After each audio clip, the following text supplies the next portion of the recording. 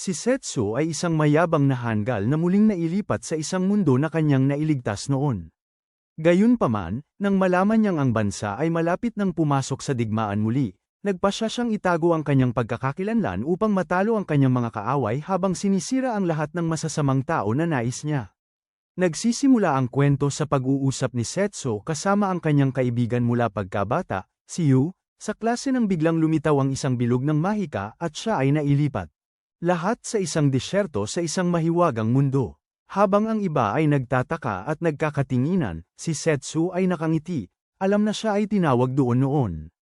Sa mga sandaling yun, isang hukbo ng mga nakasuot ng baluti na mga demonyo ang sumugod patungo sa kanila, dahilan upang tumakbo ang iba at si Setsu ay manatiling nakatayo, na parabang isang hanggal. Nang atakihin sila ng isang higanti, inilunsad ni Setsu ito sa kalawakan sa isang galaw ng kanyang daliri. Pagkatapos ay hinawakan ang kamay ni Yu at sinubukang tumakas kasama siya. Hindi nagtagal, isang hukbong tao ang dumaan sa kanila at nagsagawa ng buong atakeng laban sa mga higanti, na nagbigay kay Setsu at sa kanyang mga kaklase ng sapat na oras upang magtago sa likod ng isang puno. Habang pinapanood ni Setsu ang digmaan ng may gulat, alam niyang dapat itong natapos na. Isang higanti ang lumalapit sa kanya, naglalabas ng purpurang usok, at agad niyang natuklasan na ito ay kontrolado ng isang sumpa. Bigla, isang Royal Knight na nagngangalang Elka ang lumapit sa mga estudyante at binalaan silang umatras mula sa mapanganib na lugar ng digmaan.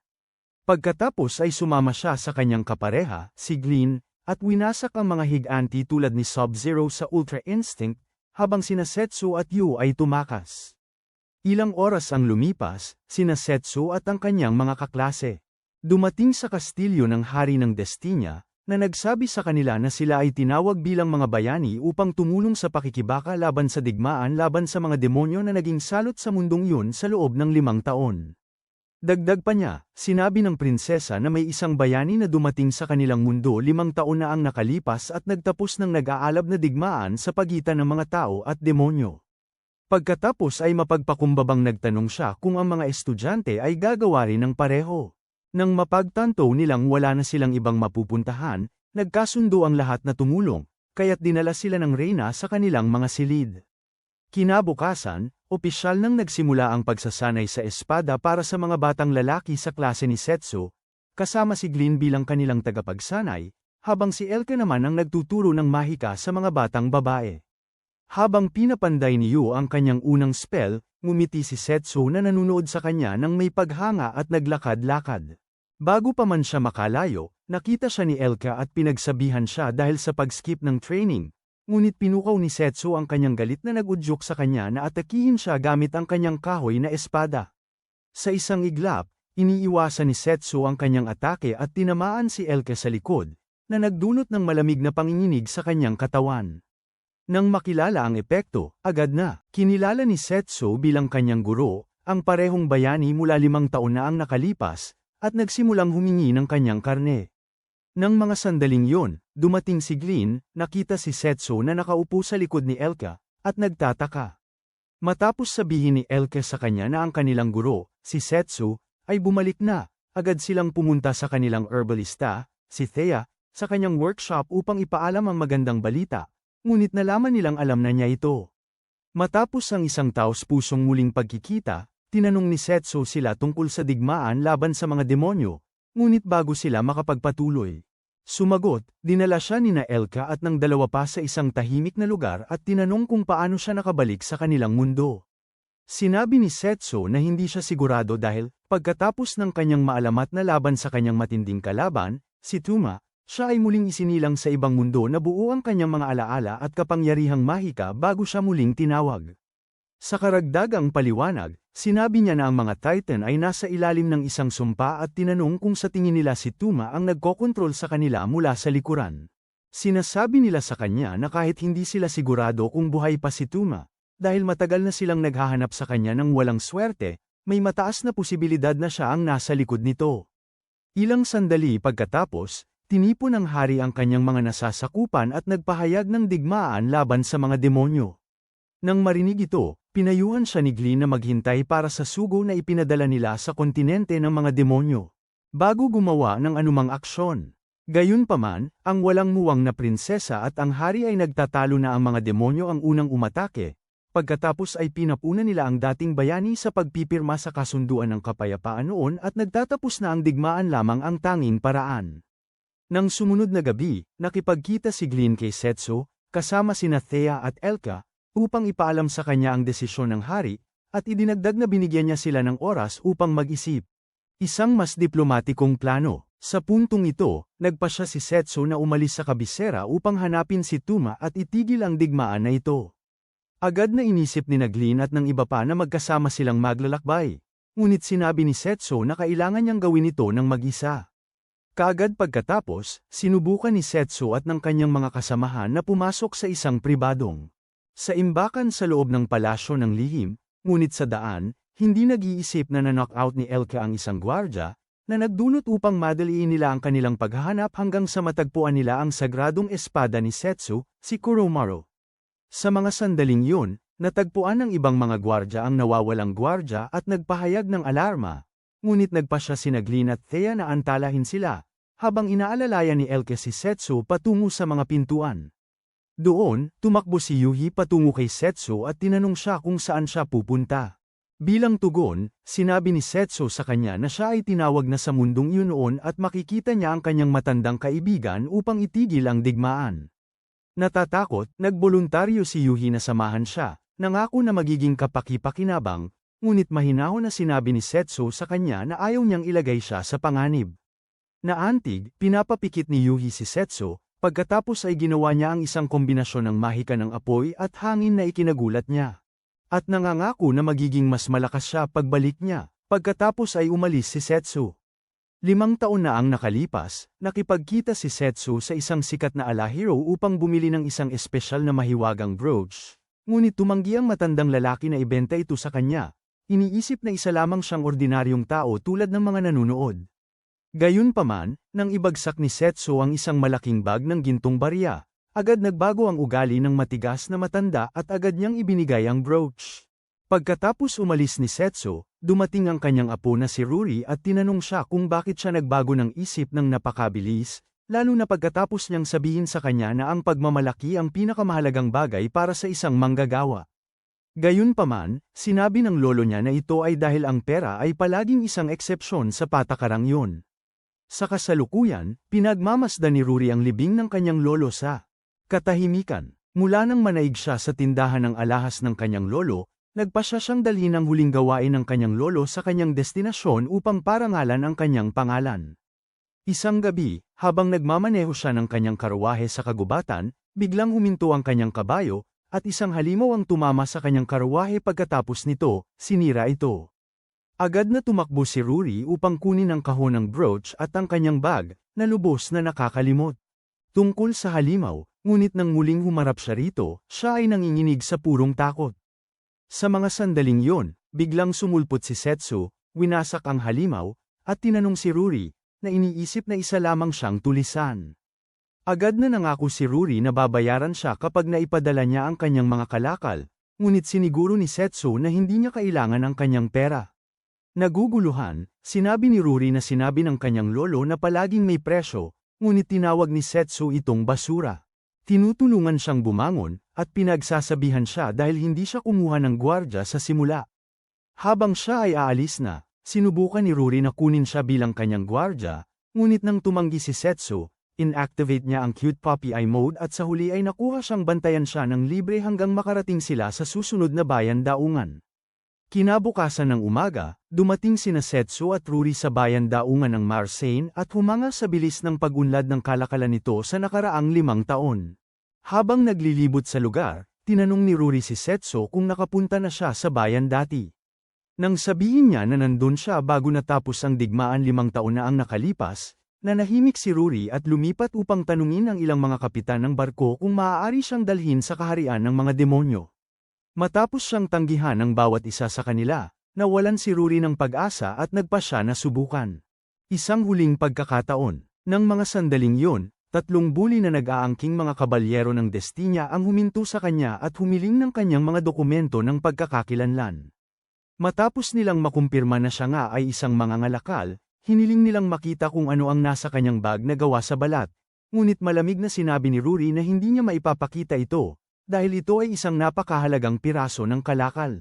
Sa puntong ito, sinubukan ng mga kabalyero na pilitin siyang buksan ang bag, ngunit pinigilan sila ni Setsu at hinamon ng mga walang silbing tao na subukang makipaglaban sa kanya. Sa kabutihang palad para sa kanila, habang malapit na silang mahulog sa kanyang bitag, nagtipon ng isang grupo at nang bash sa mga kabalyero, dahilan upang umatras sila. Nang sumunod na gabi, bumili si Rory ng kahon ng sandwich para kay Setsu bilang pasasalamat sa kanyang tulong, ngunit pinuri siya ni Setsu dahil sa na humaharap sa mga bully mula sa simula, na nag-iwan kay Rory na medyo nahihiya. Nagpatuloy siya at tinanong si Rory kung ano ang balak niyang gawin ngayon na walang barko ang kukuha sa kanya papunta sa kaharian ng mga demonyo, at sinabi ni Rory, na may malungkot na anyo, na patuloy siyang hahanap hanggang makakita siya ng isa. Nakaramdam ng awa si Setsu para sa kanya at sinabi niyang papunta rin siya sa kontinente ng mga demonyo at masaya siyang isasama siya roon. Siya nang libre kung siya ay papayag na magpahinga sa isang inn sa magdamag, na nag-iwan kay Rory ng walang ibang pagpipilian. Sa pagdapo ng gabi, matapos maligo si Setsu, ipinakita ni Rory sa kanya ang brooch na inatasan siyang ipasa ng kanyang lolo, ngunit sa hindi malamang dahilan, nakilala ito ni Setsu. Sinabi niya sa kanya ang kaunti tungkol sa kanyang lolo, idinagdag na sa kanyang mga huling araw, may isang taong dumating upang humiling ng pagkukumpuni para sa isang brooch na ginawa niya noon. Sa kabila ng pagiging may malubhang sakit, sinabi ni Rory na nagawa pa rin ng kanyang lolo na ayusin ang brooch. Ngunit sa gabi ng kanyang pagkamatay, tinuruan niya siya tungkol sa tunay na pagmamalaki at pinagkatiwalaan siya sa kanyang huling gawain. Matapos ikwento ang kanyang kwento, ibinibigay niya kay Setsu ang kahon at nagmamadaling pumasok sa banyo upang maligo. Pagkatapos, pinuno ni Setsu ng mahika ang brooch at napagtanto na ito rin ang brooch na una niyang nilagyan ng proteksyon na mahika 5 taon na ang nakalipas. Pagsapit ng hateng gabi, 3 mga knight na nang bully kanina ay pumasok sa inn at naglakad patungo sa silid ni Setsu upang saktan siya. Habang sila ay dumating, hinablat ni Setsu si Rory at ang kanyang sagradong espada at tumalon sa bintana upang makatakas. Agad na sumunod ang mga kabalyero at sinubukang harangan ang kanyang daraanan, ngunit tumalon si Setsu sa isa sa kanilang mga ulo at patuloy na nang-aasar sa mga gwardya hanggang umabot sila sa isang patay na dulo. Hindi nagtagal, nahabol sila ng 3 tao na nakasuot ng madilim na damit at humiling na. Humingi ng tawad si Setsu, ngunit lalo pa itong nagpasiklab ng galit sa kanila at tumalon mula sa pader ng lungsod, na nagulat kay Rory at sa mga kabalyero. Sa isang iglap, isang malaking halimaw mula sa dagat na tinatawag na Livia ang biglang lumitaw at nahuli sina Setsu at Rory. Matapos humingi ng tawad dahil sa pagtawag sa halimaw ng napakamaikli ang panahon, inutusan ni Setsu itong dalhin sila patungo sa kaharian ng mga demonyo. Tungkol sa 3 kabalyero, talagang nabasa nila ang kanilang pantalon sa gulat, na pagtanto kung gaano sila kaswerte na hindi nakipaglaban kay Setsu at sa huli ay nagpa siya na kalimutan ang lahat. Kinabukasan, inihulog ni Livia sina Setsu at Rory sa dalampasigan at nakipaglaban siya sa isang labanan laban sa Kraken na naging salot sa baybayin ng kaharian ng mga demonyo. Matapos itong talunin, siya ay bumalik sa kanyang anyong tao, may mantsa ng tinta ng pusit, at ipinakilala siya ni Setsu kay Rory bilang ang alamat na Diyos ng karagatan. Pagkatapos, nagalit si Livia kay Setsu dahil hindi siya tinulungan sa laban-laban sa higanteng Kraken kanina, ngunit sinabi ni Setsu na nag-enjoy siya sa laban. Nang marinig ito, galit na tinawag ni Livia siyang isang masamang tao dahil nawala siya ng mahigit 5 taon, upang biglang magpakita at gamitin siya bilang kanyang personal na sasakyan. Gayunpaman, bago makasagot si Setsu, tinanong ni Rory kung ano ang balak nilang gawin sa malaking bangkay ng Kraken, kaya't pinutol ni Setsu ang ilang bahagi at gumawa ng masarap na mga pabilog na pusit na tinangkilik ni Rory at Livia. Ngayon na nasa kaharian ng mga demonyo sila, iminungkahi ni Livia na tingnan nila ang kalapit na nayo ng pangingisda sa Volsea bago tumawid sa mapanganib na mga bundok ng Evil Barrow upang makarating sa kastilyo ng Demon Lord. Napansin ang pagkalito ni Rory, sinabi ni Setsu sa kanya na ang kastilyo ang kanyang destinasyon para sa paghahatid, at idinagdag din ni Livia na naaalala niyang ipinadala ni Dizes ang broocha para sa pagkukumpuni. Naguguluhan, tinanong ni Rory si Livia kung kilala niya kung sino itong si Dizes, ngunit nang sabihin ni Livia na si Dizes ay kanilang mahal na kaibigan at Panginoon ng kaharian ng mga demonyo, nagiging airplane mode ang kanyang isipan. Sa puntong yun, natapos ni Livia ang kanyang pagkain at sinubukang bumalik sa dagat, ngunit humiling si Setso na samahan siya. Nagalit, pinaalala ni Livia sa kanya na tinupad niya ang kanyang pangako at pinanatili ang kapayapaan sa mga karagatan, ngunit ngayon na bumalik siya kasama ang ibang babae para sa bagay na yun, tinatrato siya nito na parang isang daanan na maaari niyang lakaran. Habang sinusubukan ni Setso na ipaliwanag ang kanyang sarili, tatlong nakakainis na maliliit na demonyo ang lumapit sa kanya mula sa wala at pinagsalitaan siya ng masama dahil sa pagpapagalit kay Livia. Upang patahimikin sila, pinunong ni Setso ang kanilang mga bibig ng kanyang mga squid rings at sinubukan silang palayasin. Gayunpaman, sobrang nagustuhan ng mga bata ang squid rings kaya't napaniwala nila si Livia at si Setso. Dalhin ang Kraken pabalik sa Volsci upang magluto ng masarap na handaan para sa kanila. Sa ibang lugar, nagkikita ang mga general ni Dizes upang talakayin ang nakasisindak na higanteng Kraken na nag-aabala sa kanilang mga dagat at humahadlang sa kanilang kalakalan sa mga mangangalakal. Isa sa kanila ang nagpasya na magsagawa ng isang buong atake laban sa pusit. Samantala, dumating si Setso sa Volsci kasama ang bangkay ng Kraken. Ang pagkakita nito ay labis na nagulat sa mga taga-bayan kaya't nagdaos sila ng isang buong gabing salo-salo upang ipagdiwang ang pagkamatay ng nakakatakot na halimaw na nagpapahirap sa kanila at inihain kay Livia, ang pumatay sa Kraken, ang kanilang pinakamagandang alak at pinakamahusay na sushi. Samantalang si Setso, pinutol ang bangkay ng Kraken sa mga bilog na pusit ng napakabilis, pinirito ang marami nito, at ipinahain ito ni Ruri. Sa mga taga-baryo, samantala, ang personal na gwardya ni Dizes na si Vlad, na nagbabantay malapit sa Volsci, ay nakakita ng liwanag mula sa malayo at natatakot na ito ay nasunog ng mga tao. Kaya tumakbo siya patungo sa baryo upang protektahan ito. Ilang sandali pagkatapos ng salo-salo, tinawag ni Ruri si Livia para sa isang talakayan. At nagtatanong kung paano niya nakilala si Setso. Nagsisinungaling si Livia. Sinasabi sa kanya na nakipaglaban siya kay Setso 5 taon na ang nakalipas at tinalo siya ng may dangal. Samantalang sa katotohanan, alam niyang pinagsabihan siya ni Setso matapos siyang magalit at kumbinsihin siyang tulungan siyang wakasan ang digmaan. Naniniwala sa kanya, sinabi ni Ruri na siguro ganito niya nakilala si Dizes. Ngunit, nakatitig si Livia sa kanya na may pagkalito, idinadagdag na akala niya ay sikat si Setso sa disti niya. Sa puntong yun, lahat ay nagiging malinaw kay Ruri at siya ay napaatras sa gulat ng mapagtanto na si Setso talaga ang tanyag na bayani. Di nagtagal, nagreklamo si Livia kay Ruri tungkol kay Setso dahil sa biglaang pagkawala nito at paglitaw upang gamitin siya bilang bangka. Tumingin siya sa lalaki habang nagbibigay ng mga pabilog na pusit na parang isang umiibig na babae, na nagdulot kay Ruri na isipin na siya ay in love kay Setso.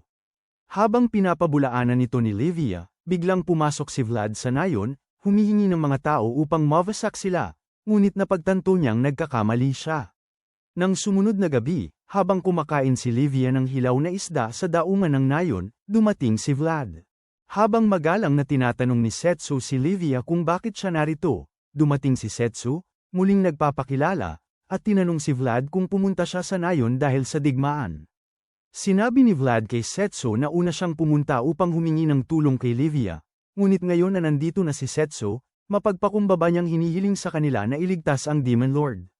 Nang sila'y pumayag, sinabi ni Vlad sa kanila na ang Demon Lord ay pinipilit na magpakasal sa isang napakayamang mangangalakal na nagngangalang Terran sa pamamagitan ng isang sumpa ng pagsasakop na hindi niya kayang labanan. Dagdag pa niya, ang mga tao ay muling nagpasimula ng digmaan na natapos 5 taon na ang nakalipas sa pamamagitan ng pagsalakay sa kanilang kaharian gamit ang mga armored titan. Gayunpaman, nahihirapan si Setso na maniwala dito dahil pareho ring nangyari yun noon sa Destinia. At lahat ay naniwala na ang mga demonyo ang nasa likod nito. Sa pagpapatuloy, sinabi ni Vlad na habang tumataas ang tensyon ng digmaan, biglang nagpakita si Terran at nag-alok na itigil ang digmaan kung pakakasalan siya ng Demon Lord, na tila mas kainahinala kaysa sa agila sa mga pitch ng isang babae. Nang marinig ito, nagalit si Setso kay Vlad dahil sa kusang pagpayag nitong ipasakop si Dizes para sa kapayapaan, ngunit habang sumasagot si Vlad, pinigilan sila ni Livia at sinasabi ni Setso na kailangan nilang iligtas siya. Sa puntong ito, nagsimula ng tumakbo sina Setsu at Livia sa gubat patungo sa kastilyo ng Demon Lord. Habang ginagawa ito, napalibutan sila ng isang grupo ng mga lobo, ngunit madaling nawasak ni Livia ang mga ito, at tinanong si Setsu kung ano ang balak niyang gawin kapag nakarating sila sa kastilyo. Nang sabihin ni Setsu sa kanya, pupakulin niya ang buong kasal, nagtatanong si Livia kung paano niya mapipigilan ang digmaan ng walang mangangalakal, at sinasabi ni Setsu sa kanya na may hinala siya na ang salarin ay talagang nasa likod nito. Napansin ang kanyang pagkalito, pinapaalala ni Setsu sa kanya ang sinabi ni Vlad tungkol sa mga tao na umaatake muna, at idinadagdag na nakita niya rin ang parehong bagay nang dumating siya sa Destinia. Ang ibig sabihin nito ay ito, si Terran, na biglang nagpakita at nag-alok ng kapayapaan para sa kamay ni Dices sa kasal, ay tiyak na may alam tungkol sa mastermind na nag-ayos nito, at malalaman nila kung gaano siya talaga kalalim ang kaalaman. Sa mga sandaling yon, may isa pang grupo ng mga lobo ang umatake sa kanila, ngunit winasak sila ni Livia, na ikinagulat ni Setsu, at patuloy silang tumakbo hanggang sa makarating sila sa kastilyo ng Demon Lord. Samantala, naaalala ni Dices kung paano, ilang taon na ang nakalipas. Napagod siya sa pakikipaglaban sa isang walang katapusang digmaan laban sa mga tao upang protektahan ang kanyang bayan, hanggang sa biglang dumating si Setsu, tinalo siya, at nagmungkahi ng isang panahon ng tunay na kapayapaan. Matapos tanggapin ni Dices ang kanyang alok, binigyan siya ni Setsu ng isang espesyal na brooch bilang simbolo ng kanilang pagkakasundo, at tinanggap niya ito ng buong puso. Sa kasamaang palad, ilang buwan lamang matapos ang digmaan, sinabi ni Vlad kay Dices na nawawala si Setsu. Gayunpaman, tumanggi si Dices na isuko ang kanyang pangako kay Setsu na panatilihin ang kapayapaan sa buong lupain, habang inutusan niya si Vlad na ipagpatuloy ang muling pagtatayo ng kanilang bansa. 5 taon ang lumipas, naglalakad si Dices sa pamilihan ng kanyang kaharian kasama si Vlad upang makita ang kanyang mga tao at tamasahin ang mga resulta ng kanilang pangmatagalang kapayapaan. Sa sandaling yun, bumasag ang brooch na suot niya, na nagdulot sa kanya ng kalungkutan. Ngunit sinabi ni Vlad sa kanya ang tungkol sa isang sikat na alahero sa Destinia na makakapag-ayos nito para sa kanya, at hinimok siya nitong ipadala ito para sa pagkukumpuni. Ilang gabi ang lumipas, isang sundalo ang pumasok sa silid trono ni Dices at ipinaalam sa kanya na may umaatake na hukbo mula sa Destinia. Sa kabila ng pagkabigla, inihanda ni Dices ang kanilang hukbo para sa pagtugon, pagkatapos ay agad siyang nagpadala ng 2 sugo mula sa mga demonyo patungong Destinia upang magsiyasat.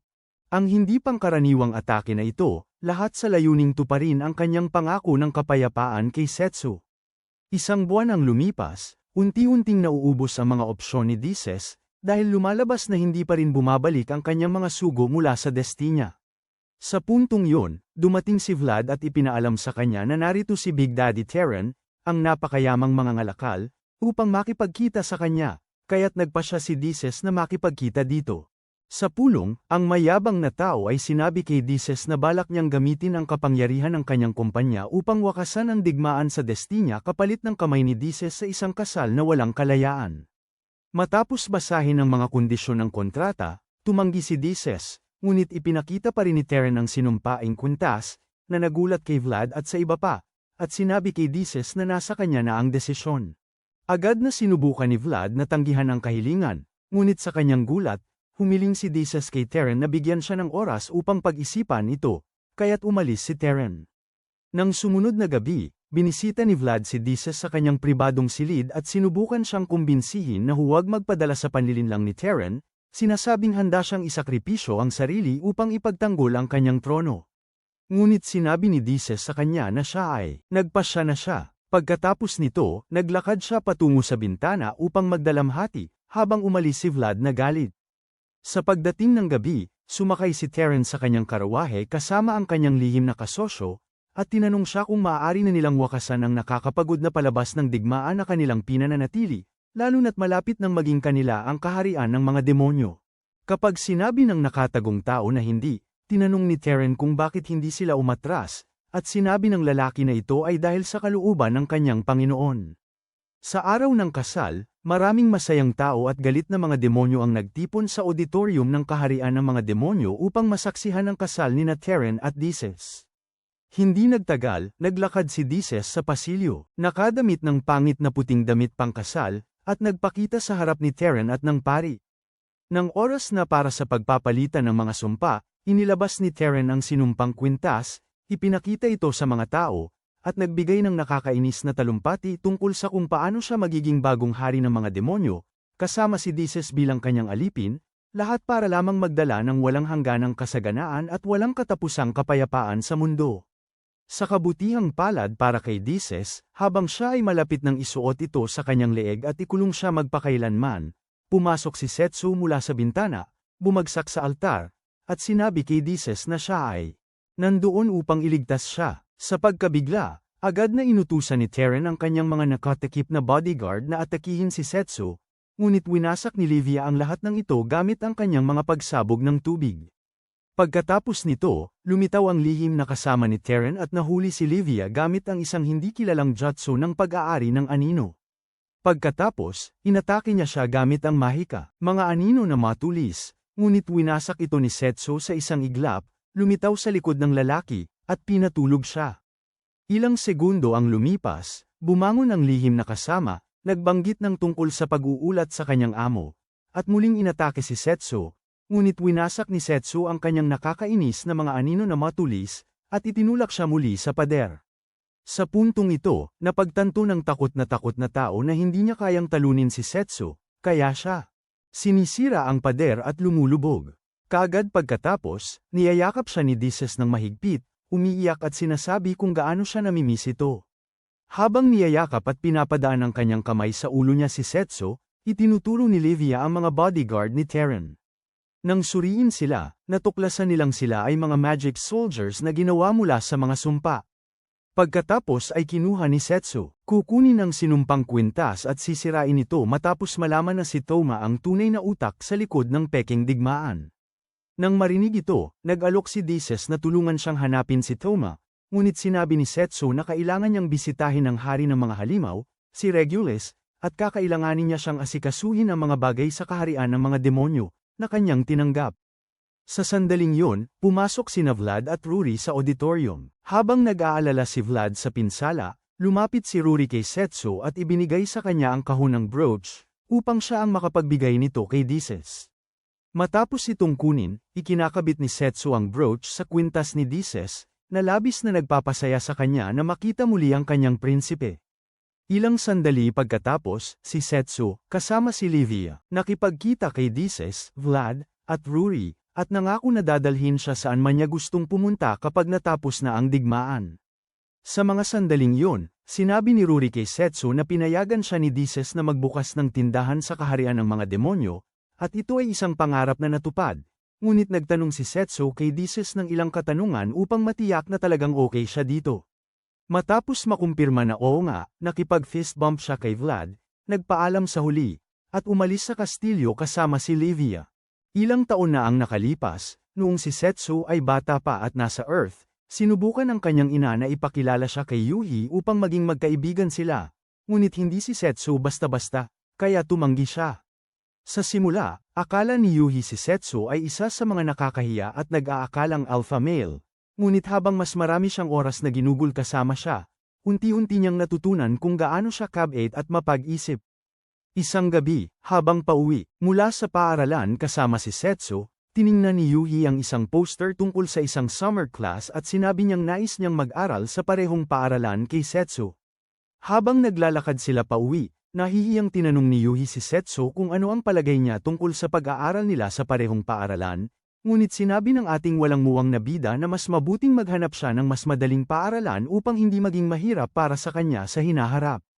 Sa pagkadismaya, tumakbo si Yuhi at nagsimulang dumalo ng mga karagdagang klase tuwing gabi ng mag-isa. Umaasa na makakapasa siya sa kanyang mock exams. Gayunpaman, ilang linggo ang lumipas, habang siya ay nasa isang parke, nalaman niyang bumagsak siya dito. Habang naglalakad siyang pauwi na puno ng kahihiyan, 3 tao ang hamarang sa kanya at sinubukang pilitin siyang sumali sa kanilang grupo. Dahil wala na siyang masyadong naiisip, ngunit swerte para sa kanya. Dumating si Setsu at pinagsabihan sila. Nang wala na sila, tinanong ni Setsu si Yuhi kung ano ang balak niyang gawin ngayon na napagtanto niyang hindi siya sapat. Pagkatapos ng maikling katahimikan, iginiit ni Yuhi na gusto niyang pumasok sa parehong paaralan tulad niya, Kaya't nagpa siya si Setsu na tulungan siyang mag-aral at pumasa sa mga pagsusulit anuman ang mangyari, na labis namang ikinagalak ni Yuhi na nandyan siya sa kanyang tabi. Sa kasalukuyan, patuloy na nagsasanay sina Elka at Glean sa mga bagong miyembro at umaatake kay Magic, ngunit nang dumating ang pagkakataon ni Yuhi, winasak niya ang kanyang target, na nag-iwan sa iba na nagulat. Pagkatapos ng pagsasanay, nilapitan ni Yuhi sina Elka at Glean at tinanong kung sila ba ay mga kasama ni Setsu. Matapos kumpirmahin ni Glean na sila nga, binanggit ni Elka kung gaano niya nirespeto si Setsu. At nais na manatiling kasama siya magpakailanman, pagkatapos ay hinihimok si Yuhi na magtanong sa kanya. Sinabi ni Yuhi sa kanila na nais niyang magkaroon ng espesyal na pagsasanay upang makasama rin siya ni Setsu. Bagaman nagulat si Elka sa kanyang kahilingan, inutusan niya si Yuhi na makipagkita sa kanya sa mga pader ng kastilyo bago magdilim upang magsimula. Doon, sinabi ni Elka, kailangan ni Yuhi ang uri ng damdaming kailangan niya upang makipaglaban kasama si Setsu, ngunit sinabi ni Yuhi na kulang siya sa lakas at hinamon si Elka sa isang laban. Bilang tugon, sumugod si Elka kay Yuhi, nakipaglaban sa malapitan bago umatake gamit ang Ice Magic. Matapos sirain ni Yuhi ang yelo gamit ang Fire Magic, ipinagpatuloy ni Elka ang kanilang laban sa malapitan. Ilang segundo ang lumipas, huminto siya at tiniyak kay Yuhi na kahit siya ay sapat na malakas upang pumasok sa labanan, kulang pa rin siya ng isang huling bagay upang makaligtas. Upang matulungan siyang malaman kung ano yon, dinala ni Elka siya sa mga sewer tunnel ng kaharian na puno ng mga halimaw, kung saan ang mga sundalo ay sumasailalim sa kanilang huling pagsasanay, at pinagsama si Yuhi laban sa isang hindi kilalang bombardiyo na si Crocodilio. Si Yuhi ay labis na natatakot, ngunit dahil sa paghikbi ni Elka, nagtagumpay siyang mag-cast ng apoy na spell sa halimaw at masyadong maaga siyang nagdiwang. Hindi nagtagal, kinagat ng halimaw ang kanyang tungkod at nasugatan ang kanyang kaliwang braso, ngunit pinigilan ito ni Yuhi gamit ang isa pang apoy na spell. Sa puntong ito, sinabi ni Elka kay Yuhi na tapusin na ito, ngunit nang siya ay mag-atubili, sinabi ni Elka sa kanya na ang isang bagay. Kulang siya sa determinasyon na kumuha ng buhay upang protektahan ang kanyang kaharian. Nang marinig ito, agad na naaalala ni Yuhi ang labanan na naranasan niya kasama ang iba noong araw na sila ay tinawag. Ngunit habang nakatayo siya roon, winasak ni Elka ang halimaw at umalis, iniwan si Yuhi na labis na nagdadalamhati. Kinabukasan ng gabi, bumisita si Thea kay Yuhi, ginamo ang kanyang sugat, at tiniyak sa kanya na si Elka ay ganito lamang sa kanya dahil talagang nagmamalasakit siya at nais niyang makasama si Setsu. Tinanong niya si Yuhi kung bakit gusto niyang makasama si Setsu ng labis, sa kabila ng kaalaman na delikado ito para sa kanya, at sinabi ni Yuhi na gusto niyang tulungan si Setsu kahit isang beses sa kanyang buhay, dahil siya ang palaging tumutulong sa kanya. Nang marinig ito, bumulong si Thea ng magandang kapalaran para kay Yuhi. Pagkatapos ay tumayo siya upang umalis at sinabi kay Elka na huwag masyadong mag-alala tungkol sa pagpilit kay Yuhi na magkaroon ng determinasyon na kumuha ng buhay. Dahil sigurado siyang malalaman din niya ito sa kanyang sarili sa lalong madaling panahon. Nang maglaon, nakita ni Glean si Yuhi na nag-iisa at malungkot sa bakuran, kaya dinala niya siya sa isang pribadong lugar at tinanong kung nag-aalala siya tungkol sa kanyang pribadong aralin kay Elka. Nang kumpirmahin ni Yuhi na nag-aalala siya, pinasiguro ni Glean na ang pagdududa tungkol sa pagkuha ng buhay ay talagang natural, kahit na ito ay para sa magandang dahilan. Sa puntong ito, tinanong ni Yuhi si Glean kung paano niya natagpuan at pinagtibay ang kanyang desisyon na lumaban, at sinabi ni Glean na pinili niyang pasanin ang paakit ng iba kaysa makita ang mga tao sa paligid niya na nagdurusa. Gayunpaman, pinayuhan ni Glean siyang hanapin ang kanyang sariling determinasyon, hindi kopyahin ang sa iba, at umalis. Kaagad pagkatapos, nakakuha si Yuhi ng epapanya na kailangan niya, kaya sa kanyang susunod na sesyon ng pagsasanay, winasak niya ang kanyang target gamit ang napakalaking apoy na spell, na nagulat kay Elka, Thea, at Glean. Nang sumunod na gabi, dinala ni Yuhi si Elka pabalik sa imburnal, sinasabing nahanap niya ang dahilan upang lumaban. Nang muli siyang lapitan ni Mamartaleo Crocodileo, sinabi ni Yuhi kay Elka na hawakan ang kanyang inumin, pagkatapos ay pinagsaluhan niya ang kawawang lalaki ng isang bola ng apoy. Pagkatapos, pinuri ni Elka ang bagong determinasyon ni Yuhi na tapusin ang isang buhay, ngunit tiniyak ni Yuhi sa kanya na hindi patay ang halimaw, dahil nagpasya siyang manalo sa laban nang hindi sinisira ang buhay ng kanyang kalaban. Humanga, Hinikayat ni Elke siyang maging mas malakas kaysa sa ngayon, at nangako si Yuhi na gagawin iyon. Kinabukasan, tinipon ni Glenn ang lahat ng Samon essay para sa isang pulong at ipinaalam sa kanila na maghanda na umalis sa madaling araw patungo sa demonyal na bansa ng Avilthian upang simulan ang kanilang unang kampanya laban sa mga demonyo.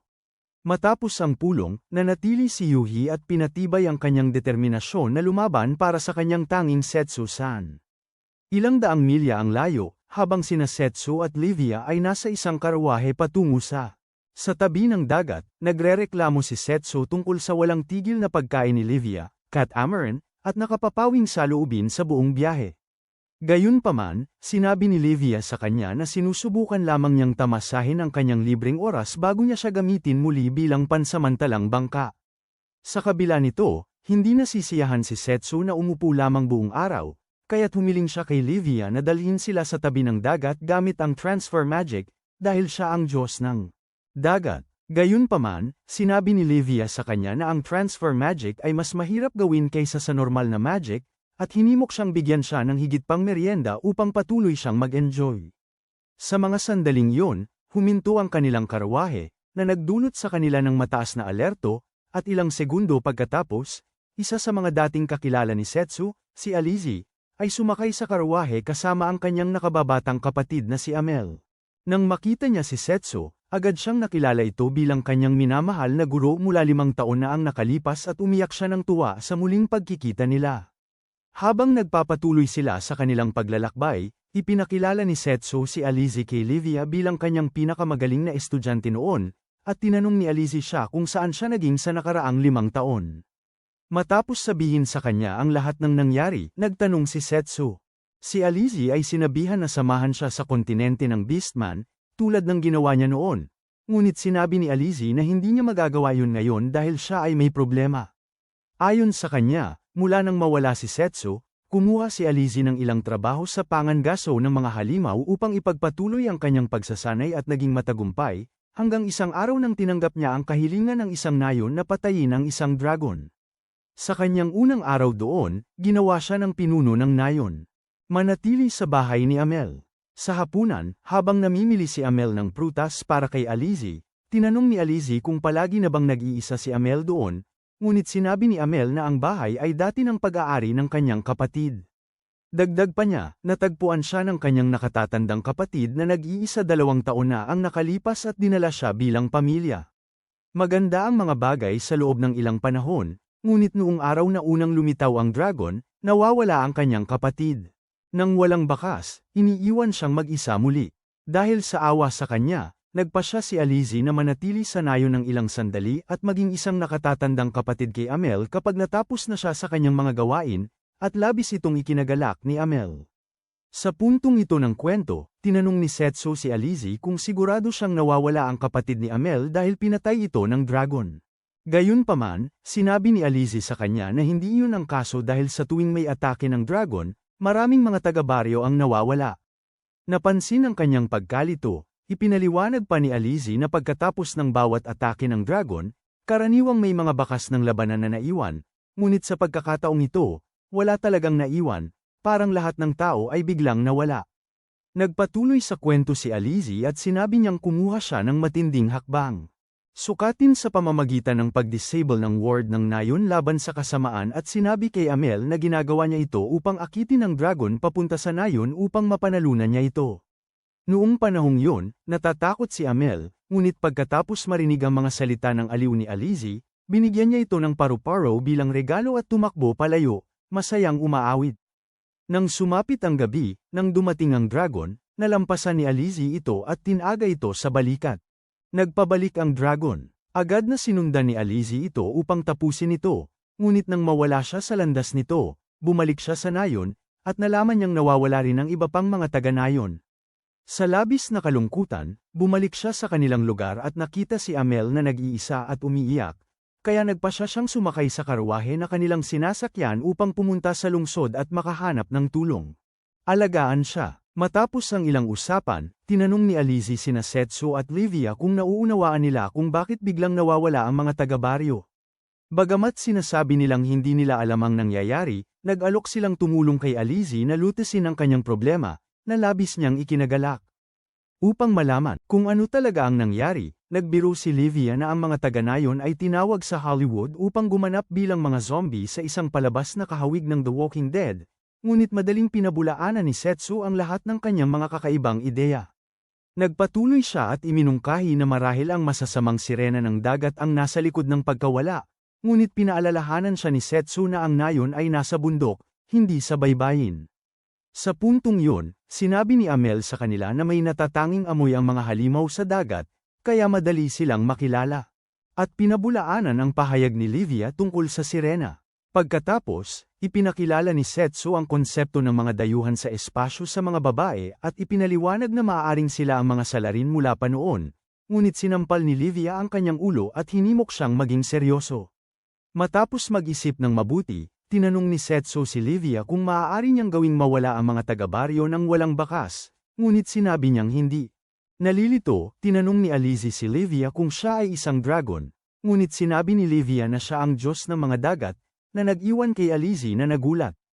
Habang nagpapatuloy ang kanilang pag-uusap, biglang huminto ang kanilang karwahe sa isang lambak dahil sa bagyo, at tinanong ni Setsu kung bakit patuloy na umaatake ang dragon sa Nayon.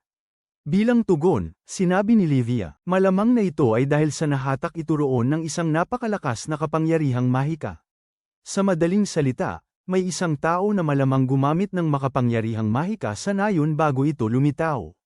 Nang maayos na yun, tinanong nila sina Alizi at Amel kung bakit nawawala ang mga taga-Nayon, dahil sa kung gaano kahirap mangyari yon.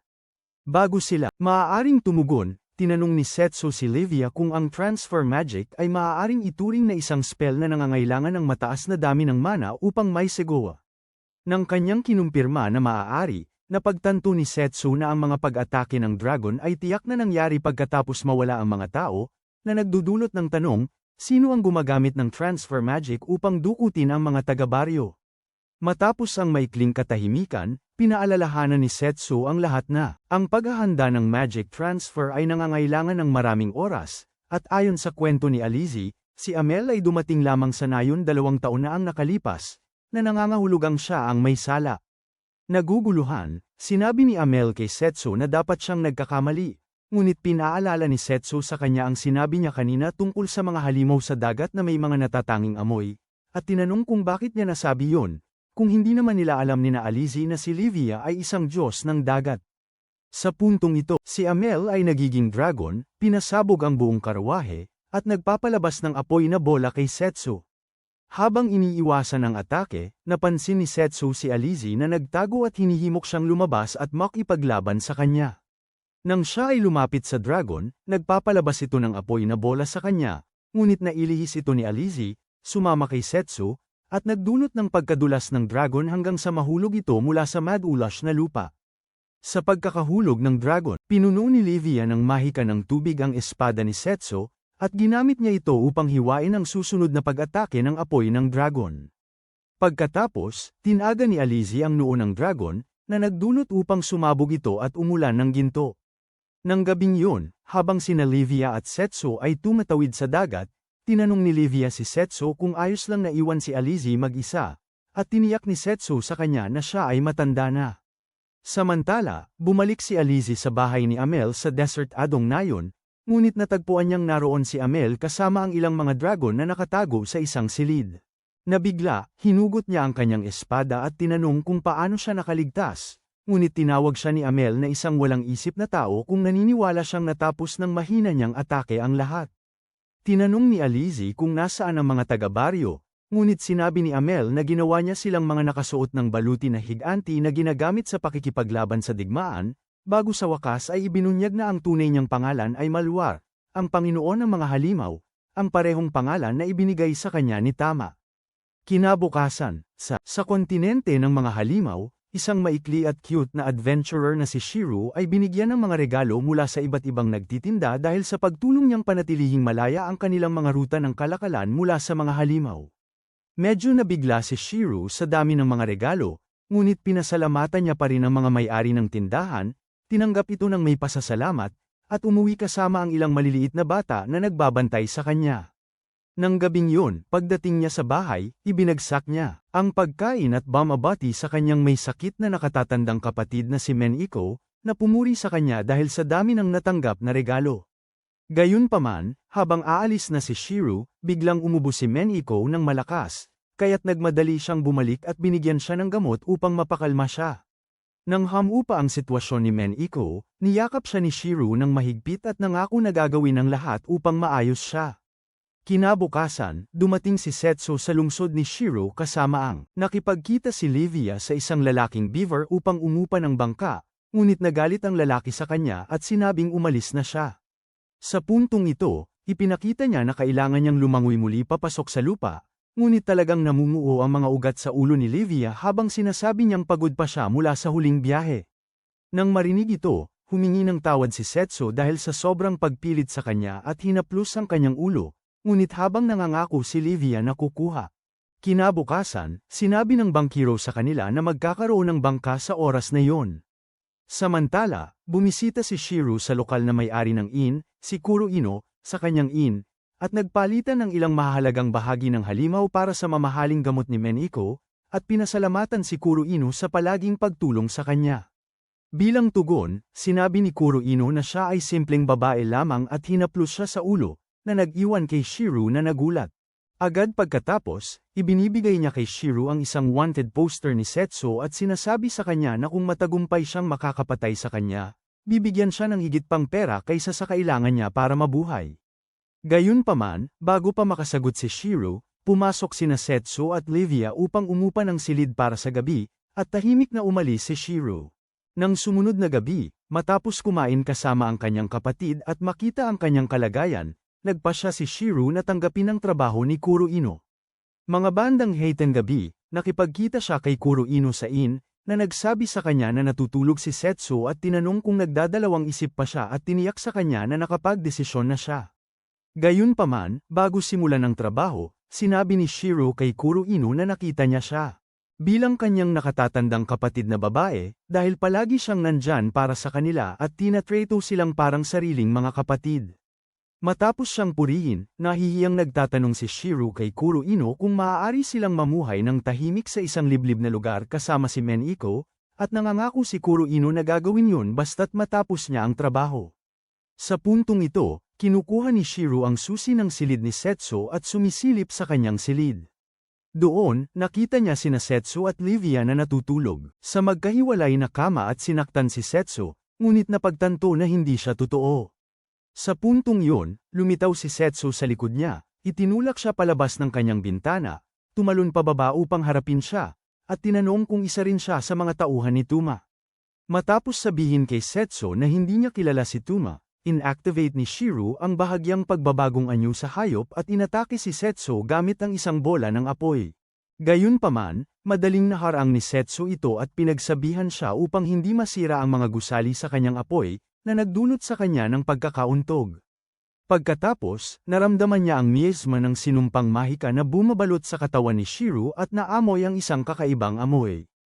Upang imbestigahan, dinala niya si Shiro pauwi. Pagkagising ni Shiro, pumasok siya sa mode ng pag-atake, ngunit sinabi ni Meniko na maging mabait siya dahil dinala siya ni Setsu pabalik sa bahay matapos siyang matagpuan na walang malay.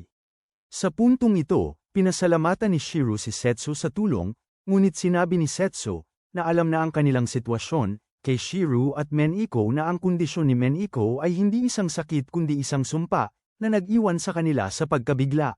Upang patunayan ito, pinapagana niya ang kakaibang kwintas sa leeg ni Meniko gamit ang mahika ng liwanag at inaaktibo ang sinumpang miasma na umaagos sa paligid ng katawan ni Meniko. Agad na napagpasyahan ni Livia na si Tuma ang nasa likod nito. Ngunit habang hinihimok siya ni Setsu na mag-focus sa pag-save kay Meniko sa ngayon, hinawakan siya ni Shiro at nagmamakaawa na iligtas ang kanyang kapatid anuman ang mangyari. Nakaramdam siya ng awa para sa kanya. Pinapats ni Setsu ang kanyang ulo, nangangako na ililigtas ang kanyang kapatid na babae, at sinasabihan si Meniko na ihanda ang kanyang isipan para sa spell ng paglilinis. Pagkatapos nito, pinapahiga niya si Meniko, tinatawag ang isang espesyal na mahiwagang espada na tinatawag na glutton, at inuutusan itong kainin ang sinumpang miasma. Habang unti-unting kinakain ng espada ang sumpa, dumating si Kuroino na nakabihis tulad ng isang ninja at naghagis ng kanay kay Setsu upang pigilan siya, ngunit kinuha ito ni Shiro. heat, kaya't makakapagpatuloy si Setsu sa spell.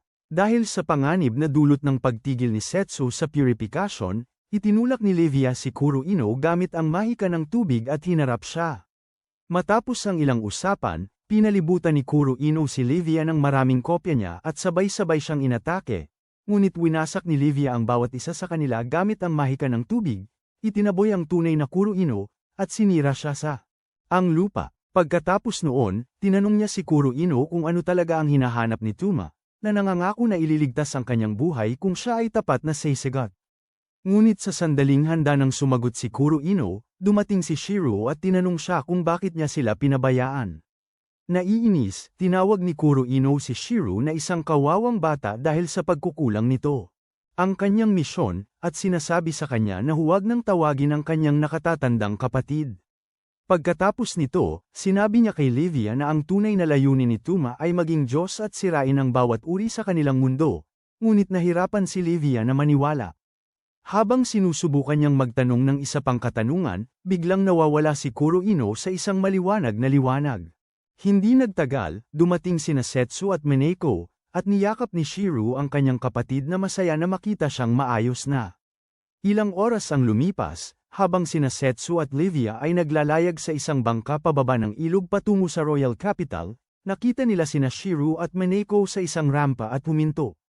Dito, nakiusap ang dalawa na isama sila kung papunta sila sa Royal Capital ng mga Beastman. Kaya't pinayagan ni Setsu at Livia silang sumakay. 5 taon na ang nakalipas, bago nawala si Setsu, sinanay niya ang anak ng hari ng mga hayop, si Roa, ngunit tumanggi siyang tanggapin siya bilang kanyang guro, maliban kung talunin siya nito. Bilang paggalang sa kanyang mga nais, tinanggap ni Setsu ang kanyang tapang at tinanggap ang hamon nito. Sa kasalukuyan, ang mga nasasakupan ng hari ng halimaw ay nagtatalo sa isa't isa sa isang pagdinig sa Senado sa Royal na kabisera, tungkol sa susunod na hakbang ng kaharian ng halimaw sa nagpapatuloy na digmaan. Habang ang isang pangit na halimaw ay nagmumungkahi na dapat nilang talunin ang parehong mga demonyo at tao, may iba namang nagsasabi na ang pagprotekta sa kanilang dangal at mga mamamayan ang dapat unahin. Samantalang si Haring Regulus, nakaupo lamang siya sa kanyang upuan, nagpapahinga. Zen pose hanggang sa marinig niya ang pamilyar na tunog. Nang makilala ito, ipinaalam niya kay Roa, na nakaupo sa tabi niya, at agad siyang nagmadaling lumabas upang tiyakin kung narinig ng kanyang ama ng maayos. Samantala, dumating si Setsu sa loading dock ng kabisera kasama sina Shiro, Livia, at Minako, at nakipagtalo sa mga gwardya doon upang payagan silang makapasok dahil magkaibigan sila ni Regulus.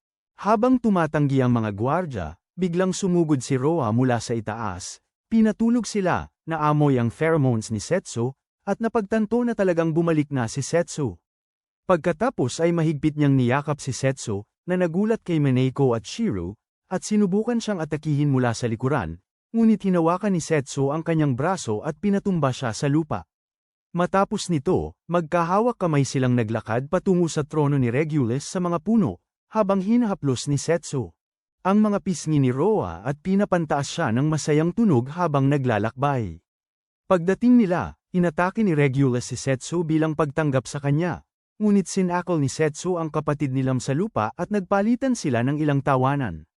Pagkatapos nito, hinamon ni Regulus si Setsu sa isang duelo upang ipagdiwang ang kanyang pagbabalik, ngunit sinabi ni Setsu na narito siya upang talakayin ang digmaan sa pagitan ng mga tao at mga demonyo. Ipinaliwanag niya na si Tama ay buhay at nagbabalak na sirain ang buong mundo. Nang marinig ito, iminungkahi ni Regulus na makipagtulungan kay Setsu upang labanan si Tama, ngunit sinabi ni Setsu na manatili siya at hayaan si Roa na samahan siya sa halip. Sa sandaling handa nang sumagot si Regulus, biglang dumating ang kasintahan ni Roa, si Ruga, at ininterrupt ang kanilang pag-uusap at nagbigay ng payo. Hindi dapat ipagsapalaran ni Regulus ang kanilang lakas tao para sa kapakanan ng ibang mga bansa. Pinapaalala ni Regulus sa kanya na si Setsu ay kasama rin nila, ngunit pinagtatalunan ni Ruga na walang paraan upang malaman kung si Setsu ay nasa kanilang panig pa, lalo na't nawala ito sa loob ng 5 taon. Nang mapagtanto niyang tama si Ruga, pinapayagan ni Regulus na haminin si Setsu sa isang duelo, idinadagdag na ang mananalo ay magiging kasintahan ni Roa.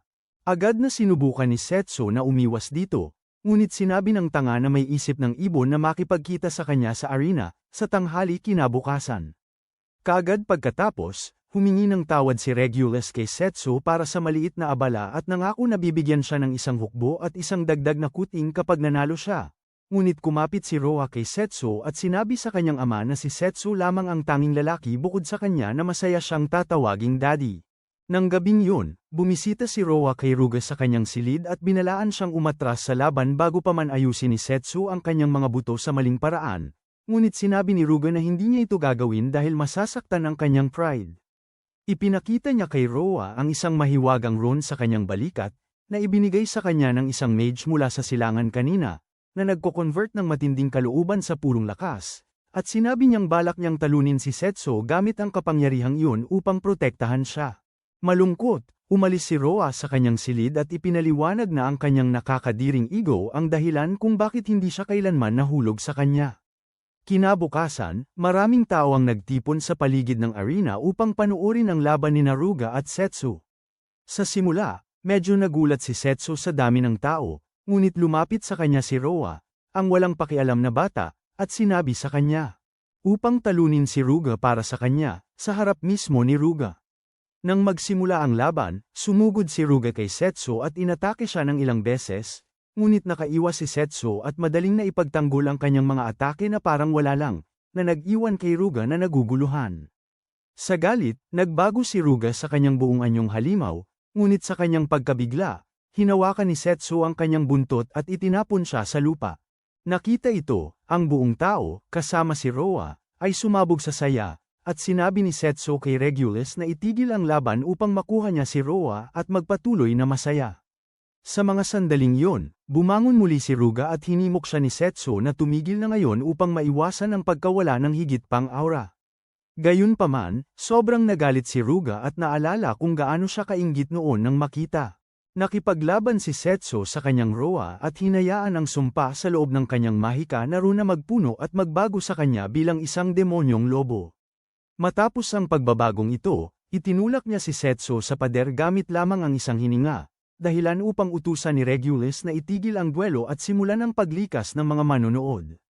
Sa puntong yun, ibinigay ni Livia kay Setsu ang kanyang banal na espada, na ginamit niya upang hiwain ang katawan ni Ruga. Nang patuloy pa ring umatake si Ruga, pinutol ni Setsu ang kanyang kanang braso, ngunit agad itong muling tumubo at siya ay nagpasimula ng isang matinding pagwawala. Agad na pumasok si Roa sa arena at sinubukang pabagsakin ang kawawang lalaki. Ngunit sinabi ni Setsu sa kanya na may plano siya upang alisin ang sumpa, kahit na ito ay mapanganib. Nang marinig ito, nangako si Roa na poprotektahan siya habang inaaktibo niya ang spell.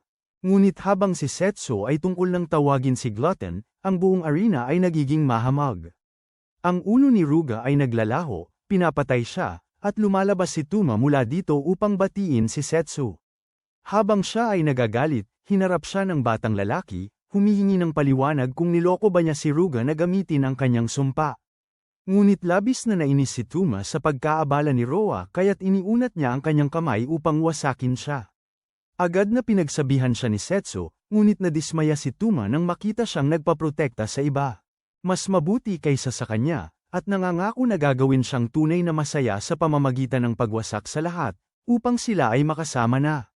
Sa puntong ito, sinabi ni Setsu na tumahimik siya at nangako na muling papatayin siya. Ngunit pinaalala ni Tuma na nagsimula na ang destinya ng kanilang pagsalakay laban sa demonyong kontinente, at tinanong kung kaya ba niyang talagang protektahan ang lahat sa pagkakataong ito. Sinasabi ni Tuma ang kanyang pamamaalam at nawawala, na iniiwan ang bangkay ni Ruga. Kaagad pagkatapos, nakatagpo si Setsu kay Regulus, na sinisisi ang sarili sa pagpapahintulot na mangyari ang duelo. Sinabihan siyang huwag sayangin ang oras sa pagdadalamhati, at sinabi niyang agad siyang pupunta sa demonyal na kontinente upang pigilan si Tuma. Nang nangako si Regulus na susuportahan siya, nag-fist bump si Setsu bilang pasasalamat sa kanya, at pagkatapos ay lumipat siya upang tingnan si Roa, na nasa arena pa rin. Doon ay tinanong ni Setsu si Roa kung siya ay okay, ngunit tiniyak niya na siya ay maayos at magluluksa para kay Ruga mamaya. 10 taon na ang nakalipas. Sabay na tinawag sina Setsu at Tuma sa destinya upang lumaban bilang mga bayani laban sa kaharian ng mga demonyo.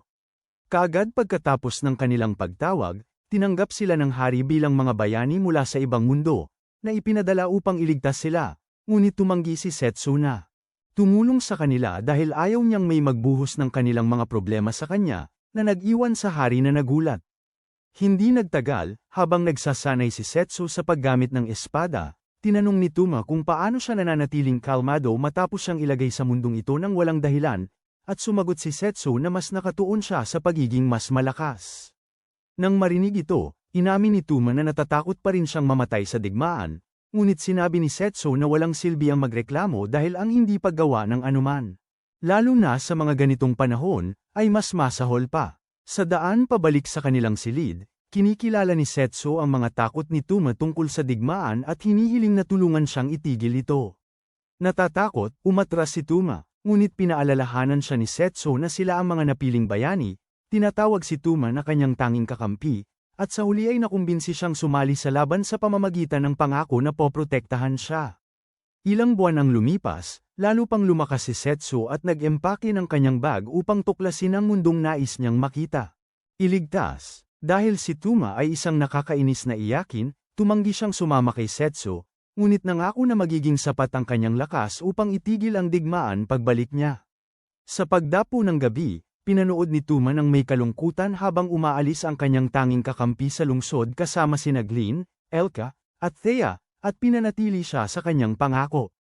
Habang lumilipas ang panahon, lalong lumalakas si Tuma at itinaas bilang isang kabalyero na may karangalang titulo, ang Silver Hero. Matapos ang kanyang panunumpa, nakatingin si Tuma sa kalangitan habang naglalakad sa lungsod kasama ang kanyang bagong grupo at sinasabi kay Setsu, saan man siya naroroon, na siya ay isang hakbang na mas malapit sa kanilang pangako. Ilang linggo ang lumipas, pinangunahan ni Tuma ang kanyang hukbo sa labanan, sinakop ang kuta ng kaaway, at pinatay ang bawat demonyo na nagtatago roon. Pagkatapos, siya ay napadpad sa isang sagradong silid na may kakaibang altar sa gitna at nakita ang dalawang demonyong pari na sumisigaw at humihingi ng kanyang awa na parang mga banshee. Matapos silang patayin, inutusan niya ang kanyang kasamahan, na bagong pumasok, na ayusin ang mga nakaligtas upang agad silang makaalis, dahilan upang umalis ang kasamahan. Sa kasamaang palad, habang si Tuma ay malapit ng umalis, isang maliwanag na liwanag ang sumikat sa kanya, at isang banal na tinig ang biglang nagsimulang magsalita tungkol sa mga mahihina at sa mga kaawa-awang tao na hindi dapat umiiral. Naguguluhan, bumalik si Tuma upang makita ang isang sinumpang pendant na naglalabas ng masamang amoy, at narinig ang tinig na malakas na nagsasabi sa kanya na nakikita nito ang inggit, kawalang pag-asa, at puot sa kanyang puso. Hindi nagpaapekto, patuloy si Tuma sa pag-alis, ngunit nang ang kwintas ay nagsasabi sa kanya na nakikita nito ang kanyang tunay na pagnanasa, siya ay humaharap dito. Sa puntong ito, nangangako ang boses na ibibigay ang mga hangarin ng kanyang puso sa pamamagitan ng pagbibigay sa kanya ng kapangyarihan, at agad na sinimulan nitong ilabas ang kapangyarihan ng kwintas sa hangin, na nagdulot kay Tuma na maalala kung gaano siya kalungkot nang makita si Setsu na umalis. Matapos makuha ang kanyang isipan, hinihimok siya ng boses na dalhin ang kwintas upang matupad ang kanyang pagnanasa, at sumuko si Tuma sa pagsubok. Ilang sandali ang lumipas, nagising si Tuma at natagpuan ang sarili sa isang dagat ng mga bangkay ng kanyang mga nasasakupan. Habang naglalakad siya, nadapa siya sa isa sa mga kagamitan ng kanyang mga nasasakupan, naaalala ang huli nilang pag-uusap bago ang laban, at patuloy na naglalakad upang labanan ang higit pang kaaway. Sa puntong yun, may isang nilalang na lumapit sa kanya at ipinaalam na ang mga tao at demonyo ay nagpaplanong pumirma ng kapayapaan.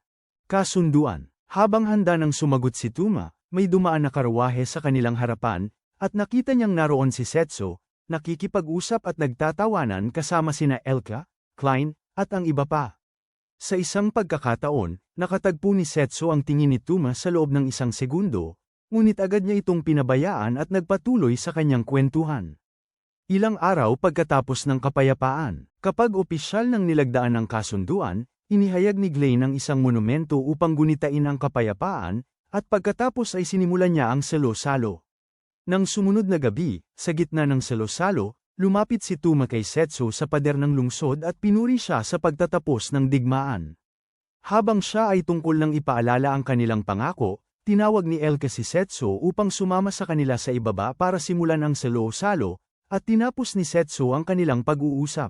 Habang umaalis, tinawag siya ni Tuma pabalik, sinabi sa kanya kung gaano siya kahirap nagtrabaho para mapanatiling maayos ang destiny, at sinabi na nakahanap siya ng paraan upang makabalik silang dalawa sa kanilang orihinal na mundo. Sa kanyang pagkabigla, sinabi ni Setsu na hindi na siya babalik sa Earth, lalo na't marami pang dapat makita sa mundong ito, na nag-iwan kay Tuma ng labis na kalungkutan. Habang siya ay nalulumbay sa kawalang pag-asa at pagdaramdam, na nagnanais na hindi siya iniwan ni Setsu, ang masamang tinig, na ngayon ay nakabaon sa kristal sa loob ng kanyang espada, ay nagiging madilim na mahika at ganap siyang sinasakop. Ngayon bilang isang ibang nilalang, sinabi ni Tuma kay Setsu na wawasakin niya ang bawat buhay na nilalang sa mundong yun upang maibalik si Setsu sa dati niyang kalagayan. Pagkatapos ay nagpalabas siya ng malaking dami ng madilim na mahika mula sa kanyang espada, pinipilit si Setsu na harapin ito gamit ang gluten. At patuloy na umaatake kay Setsu na parang isang baliw. Agad na pinagsisikapan ni Setsu na harangan ito upang maiwasang masaktan si Tuma. Ngunit nang simulan ni Tuma ang pagbabanta na aalisin ang lahat ng mga kaibigan na kanyang nakuha upang sila'y mag-isa, ibinuhos niya ang lahat ng lakas at inihampas si gluten sa mga balikat ni Tuma. Nagdulot ito ng malaking pagsabog ng mana na nagbalik sa kanyang lumang mundo. Kaagad pagkatapos ng laban, napapaatras si Tuma patungo sa sagradong silid. Sa kuta na kanyang nasakop kanina, itinapon ang kristal, at humiga roon upang mamatay bilang isang kahabag-habag na mahina.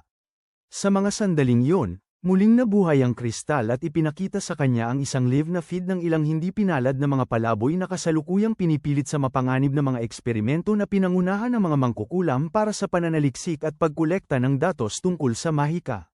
Matapos makagulat at halos pumatay ng isang pasyente, ang mga manggagamot ng mahika ay nakabitin ang susunod na paksa ng pagsubok sa ibabaw ng isang tangke ng asido, na nagdudulot sa iba na sumigaw sa kawalang pag-asa.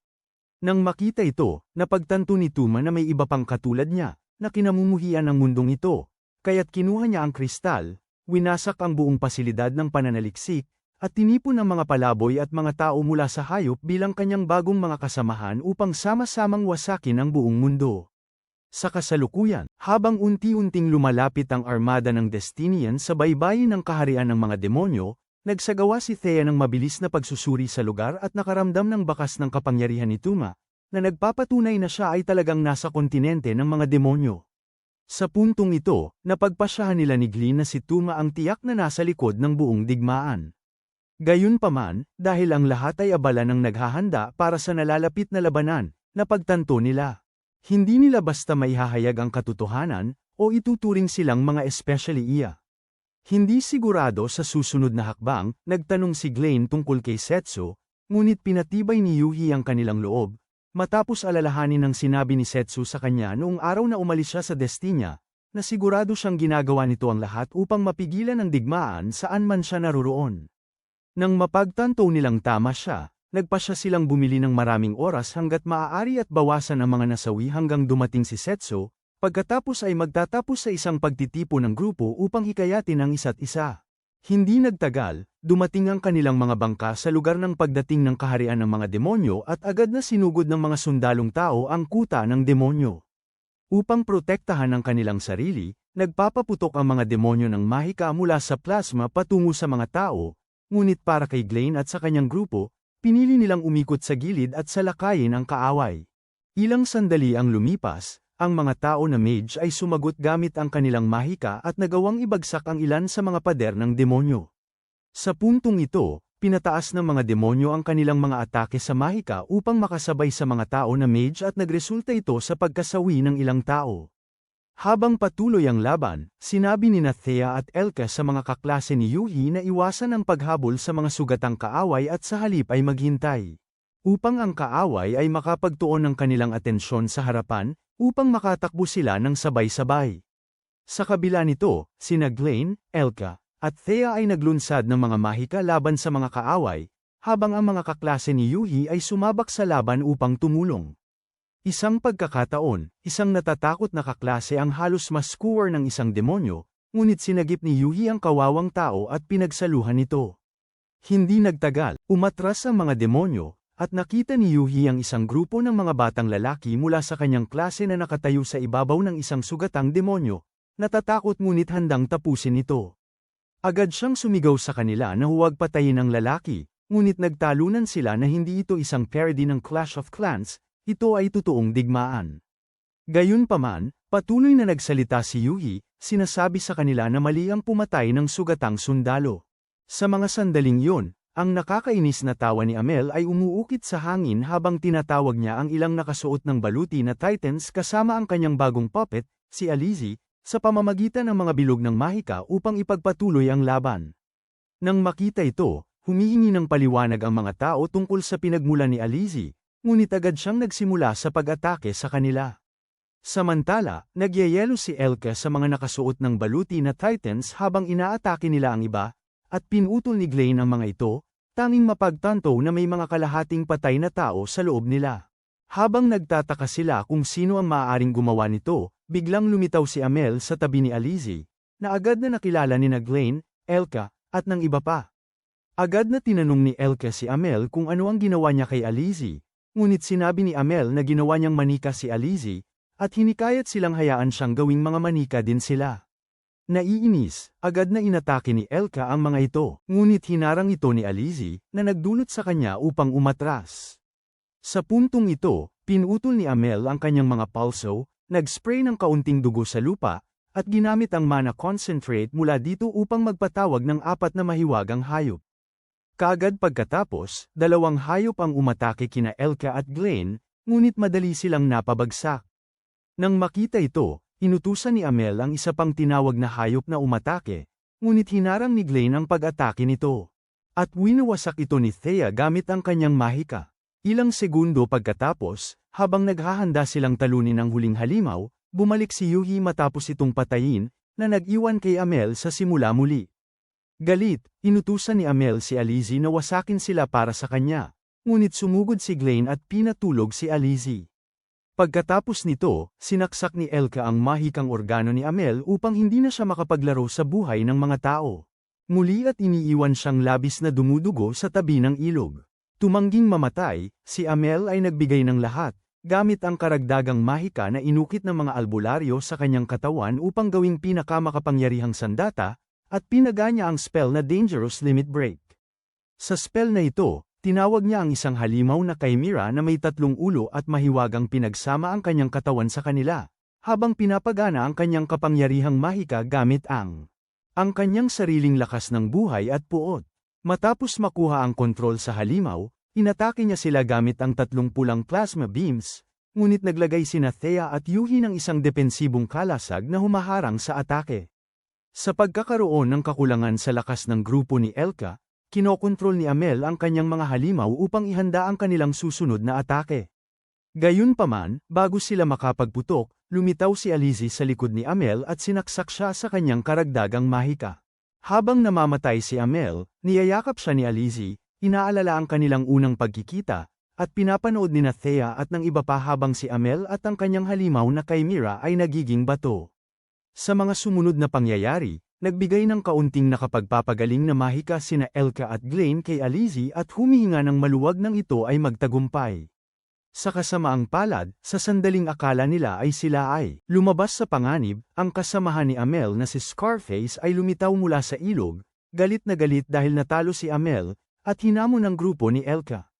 Dahil sa pagod nila mula sa huling laban, nag-alok si Yuhi na manguna sa atake laban kay Shadow sa pagkakataong ito. Nang marinig ito, agad na sinabi ni Elka na humakbang siya pabalik, dahil masyadong delikado para sa kanya. Ngunit nakumbinsi ni Yuhi ang mga ito na payagan siyang harapin si Shadow. Habang nagbibigay sila ng suporta sa kanya. Sa kabutihang palad, habang malapit nang magsimula ang kanilang laban, dumating si Setsu sa larangan ng labanan ng may estilo. Pinuri si Yuhi sa paghawak kay Shadow para sa kanya, at sinabi niyang siya na ang bahala mula doon. Nang makita siya, agad na niyakap ni Yuhi ang kanyang katawan sa kanya, ngunit pinayuhan siya ni Setsu na magpakatatag upang makapagtuon siya sa laban. Matapos siyang humiwalay, si Yuhi ay naglakad ng nakaluhod at humiling kay Setsu na umupo sa kanyang likod, ngunit pinagsabihan siya ni Setsu at sinabing bigyan siya ng espasyo para makipaglaban. Nang maayos na ito, inalis ni Scarface ang kanyang balabal, at agad siyang nakilala ni Setsu bilang ang Shadow Guy mula sa palasyo ni Dices hindi nagtagal.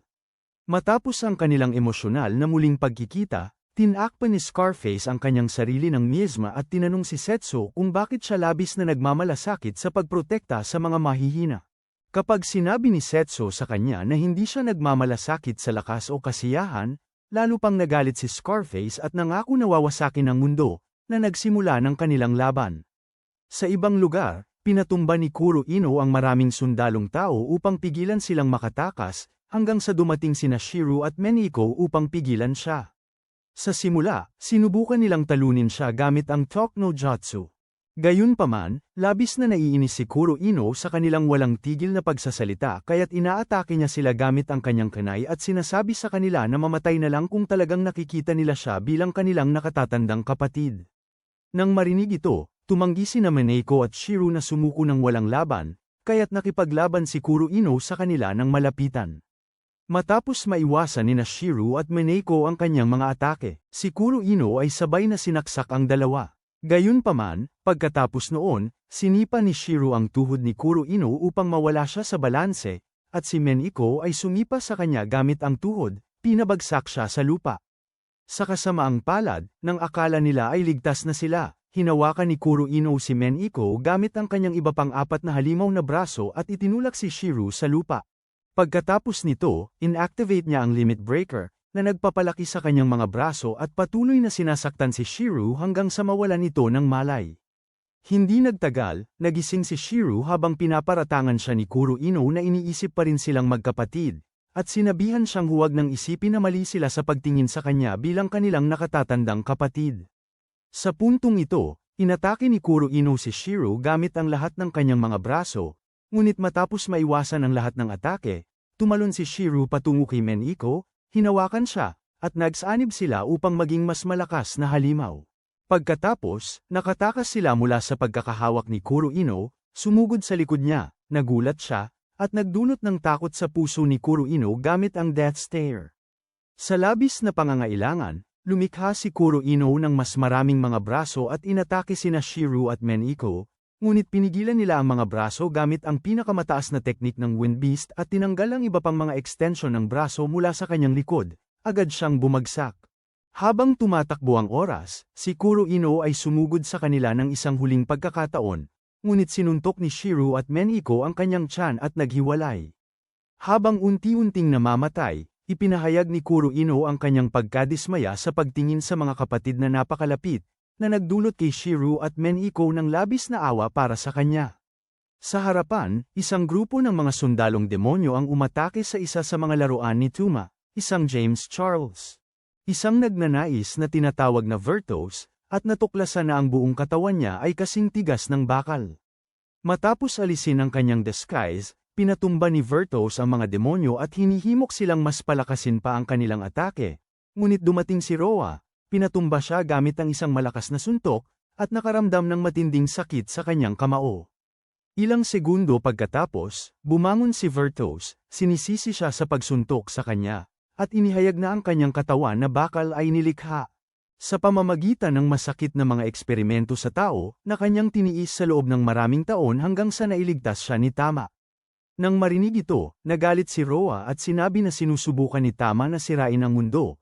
Ngunit sinabi ni Vertos na wala siyang pakialam doon, pagkatapos ay nagsimula siyang mang-insulto kay Ruga dahil sa pagiging mahina. Nagalit si Roa at inatake si Vertos at sinipa siya ng malakas sa katawan, ngunit nauwi ito sa pagkakasugat ng kanyang binti. Kasunod nito, hinahatulan siya dahil sa pagsasalita ng masama tungkol sa pamana ni Ruga at nanunumpa sa kanyang dangal bilang anak ng halimaw na darating upang durugin siya. Pagkatapos, pinapagana niya ang kanyang mga kamao ng mahika, ngunit bago siya umatake, binabago ni Vertos ang buong katawan niya sa matigas na mga bola ng bakal at tinamaan si Roa sa buong katawan, nawawalan siya ng malay. Habang papalabas na siya, bumangon si Roa, galit at sabik na ipagtanggol ang sarili. Ang pagmamalaki, pinatatatag ang kanyang mga kakayahan gamit ang kanyang gintong dilaw na mahika ng halimaw, at tumatakbo patungo kay Vertos. Nang makita ito, inatake siya ni Vertos gamit ang kanyang mga bakal na bola, ngunit nagpatuloy pa rin si Roa, na nagulat pa si Vertos at sinuntok siya. Halos agad-agad, pinatigas ni Vertos ang buong katawan niya, ngunit sinubukan siyang ipitin ni Roa sa lupa at sinuntok siya ng maraming beses hanggang sa tuluyan niyang mabasag ang kanyang baluti. Galit na galit, naglabas si Vertos ng mga tinik mula sa kanyang katawan at tinaga si Roa. Gayunpaman, pinutol ni Roa ang mga tinik mula sa kanyang katawan at ginamit ang huli niyang lakas upang sumuntok ng butas sa tiyan ni Vertos, pagkatapos ay siya ay bumagsak.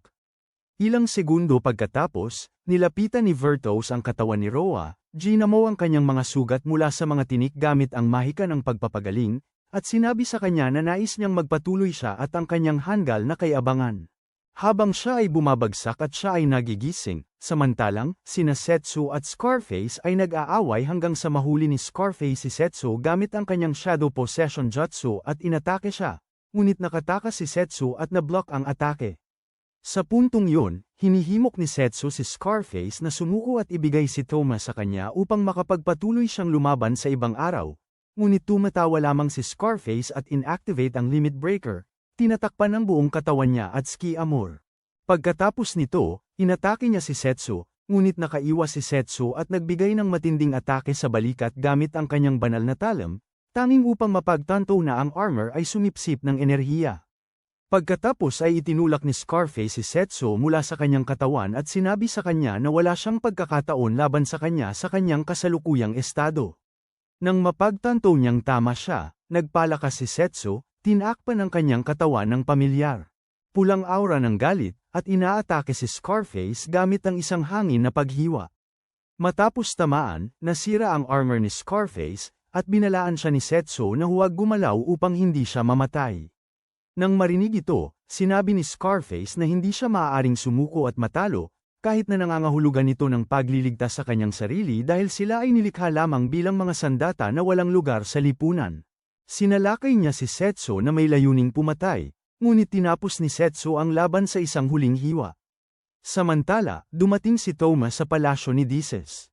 Habang siya ay pumapasok, naramdaman niya ang buhay ng kanyang mga nasasakupan na nawawala mula sa mundo at ibinunyag ang kanyang lokasyon kay Setsu, na agad siyang naramdaman. Pumasok siya sa pribadong silid ni Dices, nakita siyang nakikipag-usap tungkol sa mga pagkamatay ng kanyang mga nasasakupan kay Livia, hinugot ang kanyang sinumpaang espada, naglabas ng malaking pagsabog ng madilim na mahika, at nangako na ipapakita sa kanila kung ano ang tunay na kawalang pag-asa. Hindi nagtagal, dumating si Setsu sa silid ni Dices at nakita silang nakatali kasama si Toma na nakatayo sa tabi nila. Nang makita siya, nagsimula si Toma na makipagsalitaan tungkol sa muling pagpatay sa kanila, ngunit agad na umatake si Setsu, at hinaharang ni Toma ang pagsalakay. Pagkatapos nito, nagpalitan ang dalawa ng ilang salita, at sumugod si Setsu kay Toma. Matapos siyang mailayo mula sa mga babae, pinakawalan ni Setsu ang kanyang mahika, at ginawa rin ito ni Toma, na nagdulot ng pagsabog na itinulak silang dalawa palayo. Sa puntong ito, naghagis si Toma ng isang mahiwagang sibat kay Setsu, ngunit ito ay kanyang iniiwasan at tumama sa langit, na nagdulot ng pagbasag nito, at hinihimok si Toma na seryosohin ang kanilang laban.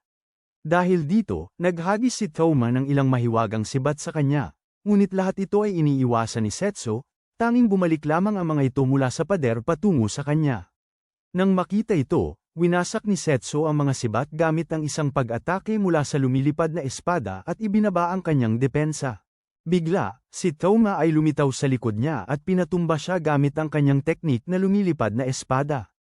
Matapos makaligtas sa atake, nag-atake ang dalawa sa isa't isa, ngunit madaling naitaboy ni Setsu ang espada ni Toma mula sa kanyang mga kamay. Upang maging patas ang laban, ibinaba niya ang kanyang espada at sinuntok si Toma, hanggang itulak siya ni Toma palayo gamit ang isang purple na plasma bola. Pagkatapos noon, tinawag ni Toma pabalik ang kanyang espada sa kanyang mga kamay. Binabago ito sa isang plasma gun, at nagpapaputok kay Setsu, na agad na umiwas sa pagsabog. Pagkatapos, nakita ni Setsu ang pinsalang dulot ng pagsabog sa gusali at napagtanto niyang hindi niya maaring hayaang magpaputok si Toma nang walang ingat. Kaya't siya ay tumakbo patungo sa kanya, sinipa siya sa tiyan, itinataas siya sa himpapawid, at ipinagpatuloy ang kanilang laban na nakasuspinde sa ere. Di nagtagal, naglabas si Toma ng sunod-sunod na putok mula sa makina.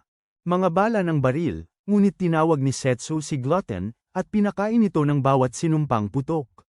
Pagkatapos ay inilipat niya ang nakuhang enerhiya sa kanyang sarili at naglabas ng dalawang nakasisirang hampas ng hangin kay Toma, na agad na umiwas dito, habang sama-sama sina Elka, Glynn, at ang iba pa.